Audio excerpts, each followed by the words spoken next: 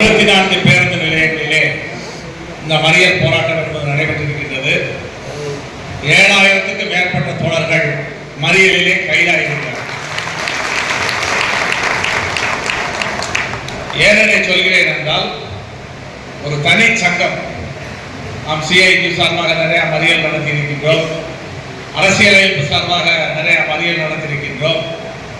ஒரு தனி சங்கம் என்ற அடிப்படையில் இது நடைபெற்ற மறியல் என்பது உண்மையிலேயே மிக பிரமாண்டமான மறியல்.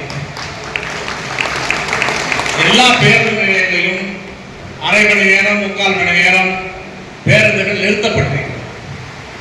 அதனுடைய இன்னொரு அர்த்தம், பல லட்சக்கணக்கான மக்களிடம் இன்றைக்கு நம்முடைய செய்தி போயிருக்கிறது. நாம் எவ்வளவு நோட்டீஸ் அளித்தாலும் எவ்வளவு பிரச்சாரம் செய்தாலும் போகாத செய்தி இன்றைக்கு நடைபெற்ற இந்த மறியலின் மூலமாக சென்றிருக்கின்றது.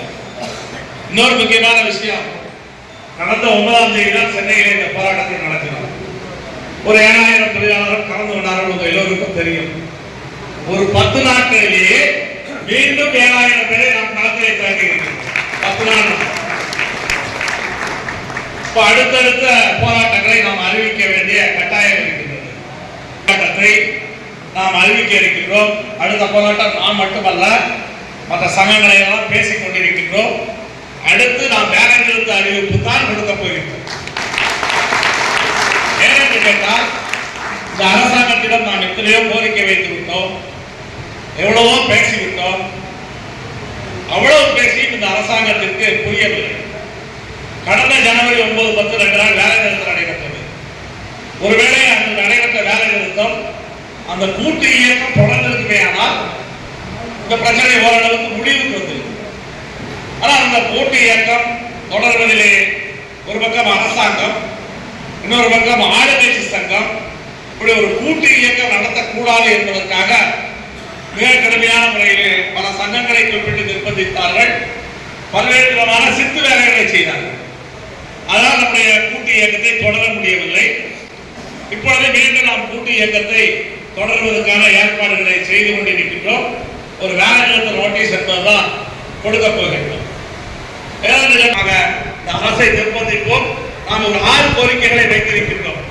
அரசாங்கம் வரவுகள் செலவுக்கான வித்தியாச தொகையை கொடுக்கணும், ஓய்வு பெற்றோருடைய டிஏ பிரச்சனை முடியணும், ஓய்வு பெற்ற ஊழியர்களுக்கு பணப்பலன் கிடைக்க வேண்டும், ஊதிய ஒப்பந்த பிரச்சனையை பேசி முடிக்க வேண்டும், அதே போல 1/4/2003 பிறகு உள்ளவருடைய ஓய்வூதியம், காலி பணியிடங்களை பூர்த்தி செய்வது, கான்ட்ராக்ட் முறையை தடுத்து நிறுத்துவது, இந்த கோரிக்கைகளுக்காக நாம் தொடர்ச்சியான அடுத்தடுத்த போராட்டங்களை நடத்த வேண்டும்.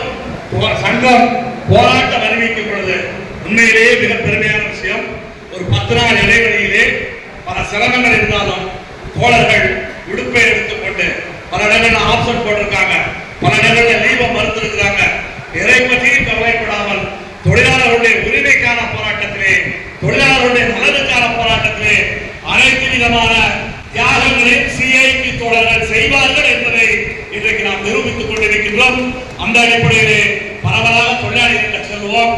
22 அமைச்சக கூட்டம் இருக்கிறது. ஒரு வேலை நிறுத்த அறிவிப்பு கொடுக்க வேண்டும் என்பதுதான் நம்முடைய நிலைப்பாடு. எனவே பிப்ரவரியில் தேர்தலை சந்திப்போம் அல்லது வேலை நிறுத்தத்தை சந்திப்போம். எது எப்படி இருந்தாலும் பிப்ரவரிக்குள்ள இந்த பிரச்சனையை முடிப்பதற்கான அனைத்து நடவடிக்கைகளையும் மேற்கொள்வோம். அதற்காக சம்மேளனம் எடுக்கக்கூடிய முடிவுகளுக்கு அனைத்து தோழர்களும் ஒத்துழைப்பு தர வேண்டும் என்று கேட்டு இந்த போராட்டத்தில் பங்கேற்ற அனைத்து தோழர்களையும் நம்முடைய சம்மேளனத்தின் சார்பில் வாழ்க்கை வாய்ப்பு